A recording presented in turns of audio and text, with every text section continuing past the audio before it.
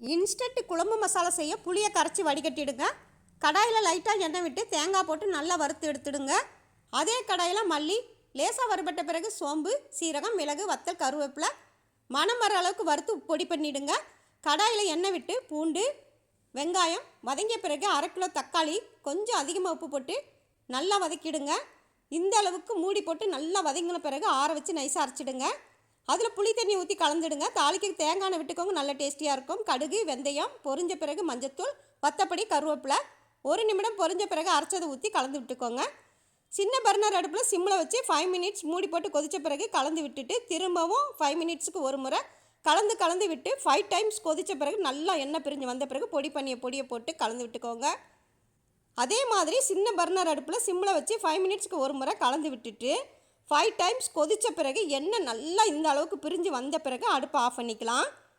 இந்த மசாலாவை 4 ஸ்பூன் போட்டு 1/4 லிட்டர் தண்ணி ஊற்றி 5 மினிட்ஸ் கொதித்த பிறகு 2 முட்டையை உடச்சி ஊற்றினீங்கன்னா முட்டை குழம்பு ரெடி ஆயிரும். 4 மீன் துண்டுகளை போட்டு ஒரு கொதி வந்த பிறகு ஆஃப் பண்ணிட்டீங்கன்னா மீன் குழம்பு ரெடி ஆயிரும். வெண்டைக்காவை வதக்கி போட்டிங்கன்னா வெண்டைக்காய் புளி குழம்பு ரெடி ஆயிரும். இந்த மசாலா புதுசாக கல்யாணம் ஆனவங்களுக்கு ரொம்ப ஹெல்ப்ஃபுல்லாக இருக்கும். தேங்க்யூ.